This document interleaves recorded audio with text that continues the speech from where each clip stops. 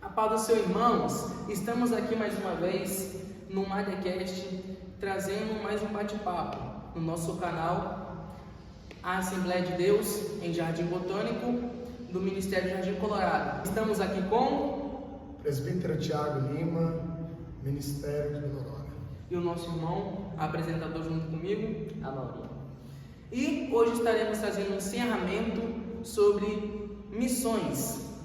Eu também queria trazer um versículo que se encontra em Eclesiastes, no seu capítulo 9, no seu versículo 10, que diz bem assim: tudo quanto tiver a mão para fazer, fazei-o conforme as tuas forças, porque na sepultura para onde tu vais, não há obra, nem indústria, nem ciência, nem sabedoria alguma.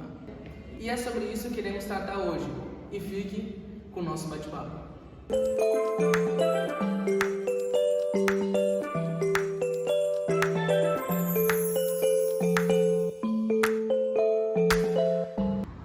Queridos irmãos, estaremos fazendo aqui algumas perguntas para o presbítero Tiago, algumas delas com bastante curiosidades para vocês. Presbítero Tiago, a primeira pergunta que eu quero fazer ao senhor é: como é que foi o seu início nas missões? Lá atrás, quando o senhor estava sentindo que o senhor tinha vocação para isso? O meu início, primeiramente, foi me inspirando no obreiro, que hoje é pastor Carlos Roberto. É um obreiro da nossa congregação, que todo domingo, após a escola dominical, tinha o hábito de sair fazendo visita nos lares, evangelizando. E com isso nasceu esse fogo ardente e esse desejo de fazer alguma coisa para o reino de Deus. E aos 16 anos começamos assim a fazer o trabalho de evangelização lá por lá, rua por rua, visitando hospitais, lares, e foi uma experiência muito boa. Por sua vez, até hoje trabalhamos assim também. Amém. Mais uma pergunta para o senhor, essa é bastante pessoal, no âmbito espiritual. Como que começar a fazer essas missões, ir na rua, nos bairros, nas casas, afetou a sua vida espiritual, a sua intimidade com Deus? O senhor tinha alguma preparação específica? Como é que é? Conta pra gente.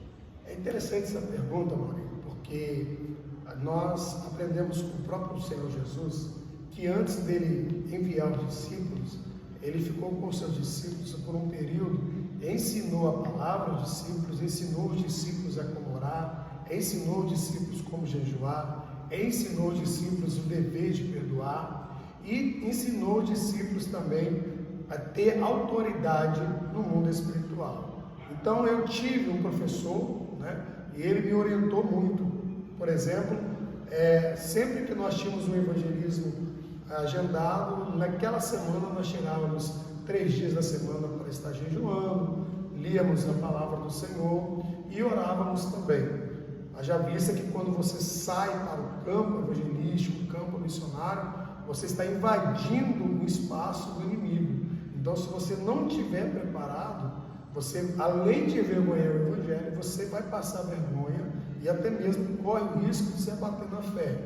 Temos um exemplo muito claro na palavra do Senhor: 2 discípulos despreparados, você deve conhecer a mensagem, ao tentar expulsar um demônio de uma certa pessoa, eles usaram o nome de Paulo, dizendo: eu, em nome do Deus de Paulo, eu vos expulso. Então o demônio, na boca daquela pessoa, disse: eu conheço o Deus de Paulo e conheço Paulo, e vocês quem são? E a Bíblia diz que eles apanharam e saíram seminus.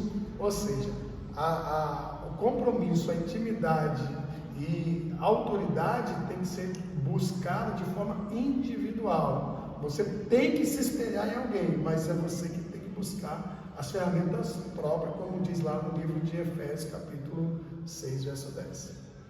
Glória.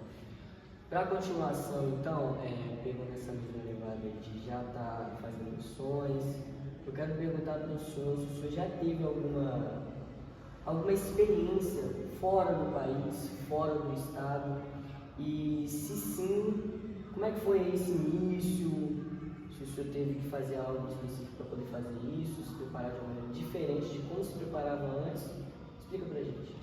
É muito interessante essa pergunta, pois quando você se coloca à disposição da obra missionária, nasce-se o pensamento que fazer missão é só ir para outro país. Eu tenho que ir para a África, eu tenho que ir para a Ásia, Não. Na verdade, eu aprendi que fazer missão, você primeiro tem que aprender a fazer missão na sua casa, debaixo do seu telhado, com aqueles que você convive, depois com os seus vizinhos e depois no seu bairro.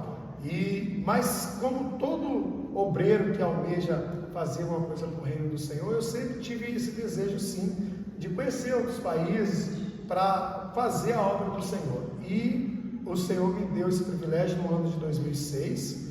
Nós tivemos uma oportunidade de estar ministrando no Congresso Internacional de Missões em La Paz, lá na cidade de Triunfo, na Bolívia, e foi uma experiência maravilhosa.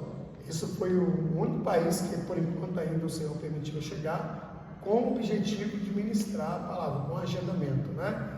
Agora, outros estados, eu já tive algumas experiências, ainda quando solteiro mesmo, eu já tive ministrando no Rio de Janeiro, a convite, né? Minas Gerais, várias cidades em Minas Gerais, ainda solteiro, também tive ministrando Bahia, inclusive, eu quero aqui aproveitar o espaço e dizer que a África do Brasil é logo ali.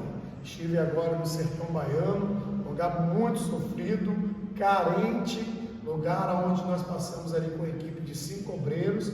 Aí eu vi dos moradores que nunca um cristão passou lá para falar do amor de Deus. Então eu tive a oportunidade sim, e foi maravilhoso. Concernente à preparação, eu te confesso que a ansiedade fala mais do que a preparação, porque você não sabe de fato o que você vai encontrar.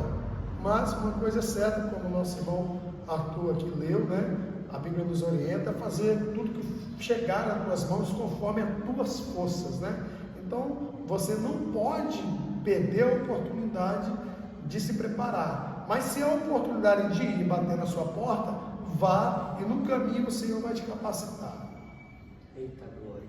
Eu já ia inclusive fazer essa pergunta a respeito do seu tempo na Bahia, né? E eu quero já aproveitar que o senhor já falou e te fazer a próxima pergunta, que qual que foi a primeira mensagem que veio à sua mente passar para essas pessoas, mesmo vendo que elas não tinham recebido nenhuma ainda? O senhor teve algum certo choque assim, de realidade, alguma coisa? Qual foi a primeira palavra? Qual foi a reação disso? É interessante porque nos interiores, nossos estados, a feitiçaria e a idolatria e a adoração à imagem, né? Respeitando, claro, aqui nossos irmãos também católicos, obviamente, é muito grande, porém as pessoas tendem a crer em algo que é palpável, né? Que é algo que elas conseguem ver a olho nu. E a Bíblia nos fala que a fé é exatamente ao contrário.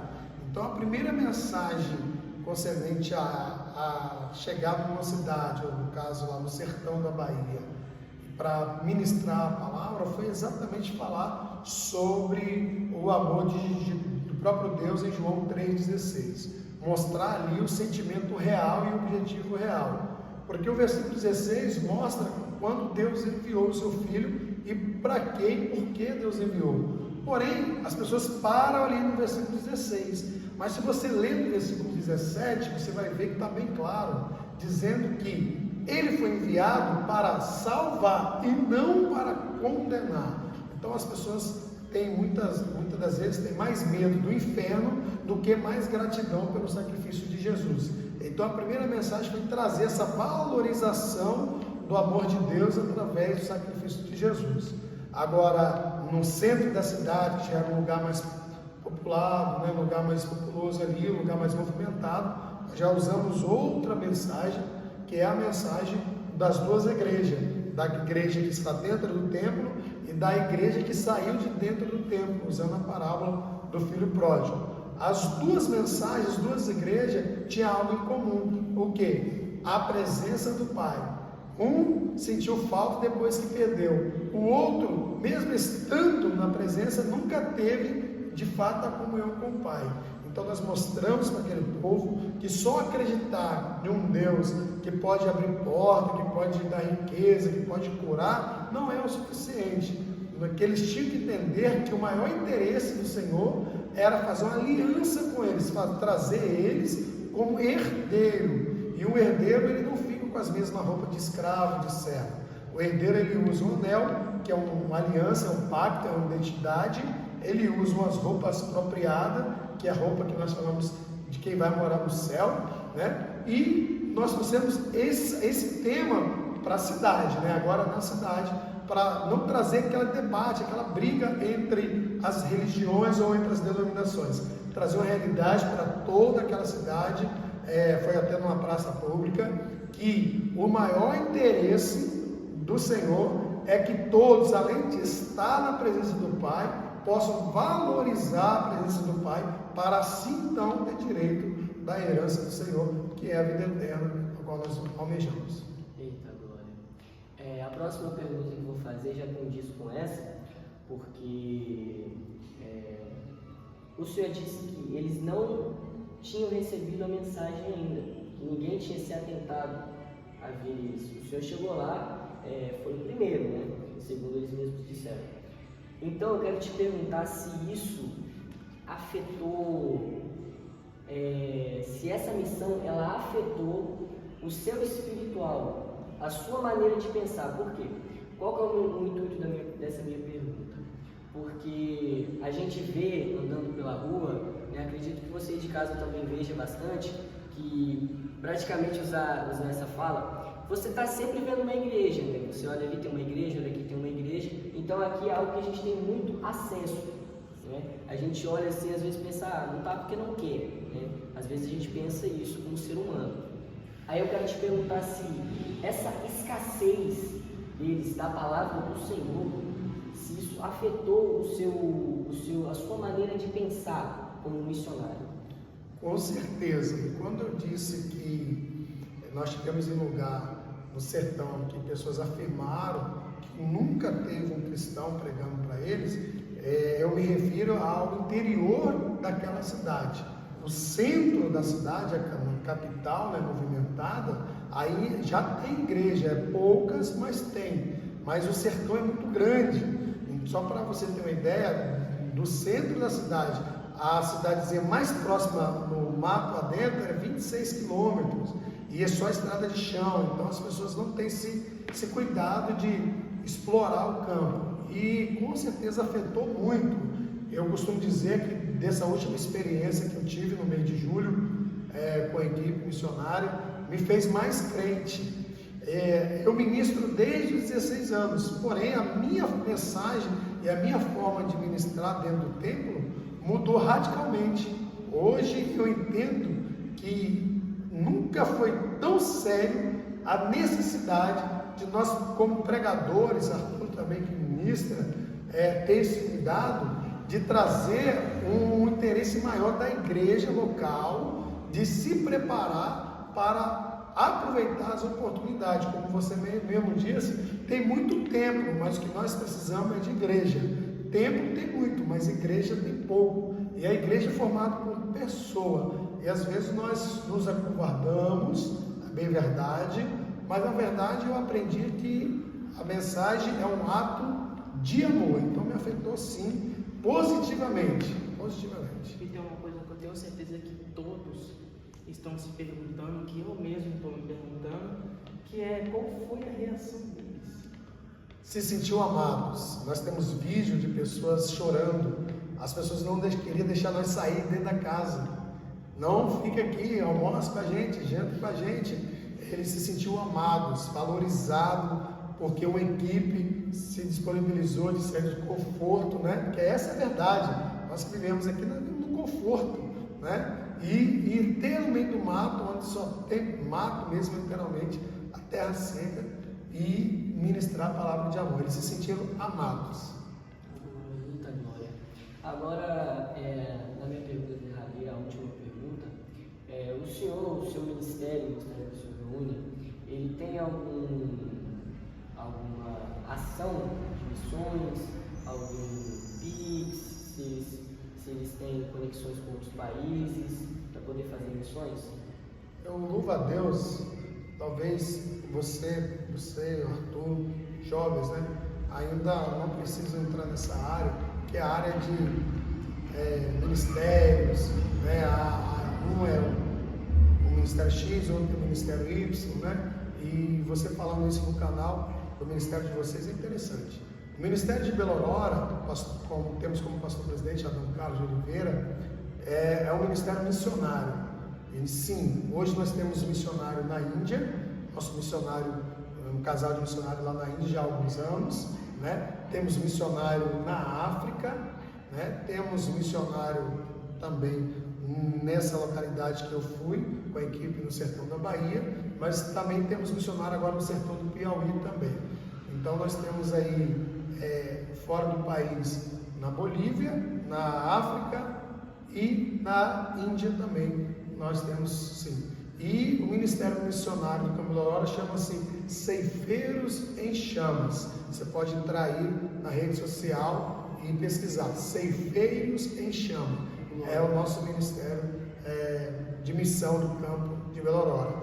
E que Deus possa continuar abrindo o coração da igreja para romper essa barreira de ministério local e unir-se em foco das almas, né? Que essa é a missão da igreja. Esse é o maior objetivo. Para finalizar, né, o senhor tem em mente alguma chave Pix, caso alguém queira fazer alguma contribuição e se sentiu tocado, para o seu ministério pessoal, para o senhor estar ajudando as pessoas de outros países? Se o senhor quiser deixar em aberto, é um momento. Olha, depois eu posso passar para vocês, se vocês preferirem, a chave Pix do Ministério de Belo Aurora, que aí pode ser enviado direto para lá. Porém, se vocês quiserem anotar a chave Pix pessoal, é 27 998 64 9422. Aquela oferta que chegar no meu Pix destinada à missão, eu estarei enviando diretamente para o Ministério e mando o comprovante para vocês. Você aí, né, que quiser mandar uma oferta de missão para o Pix do irmão Thiago, a gente vai estar deixando aí o Pix também do ministério dele, tá bom? Assim que você enviar, caso você envie, por favor, deixe na nota para as missões, para a gente poder estar sabendo e fazer essa distinção, né? Agradecemos, presbítero Thiago, pela sua ilustre presença, né? Obrigado, missionário.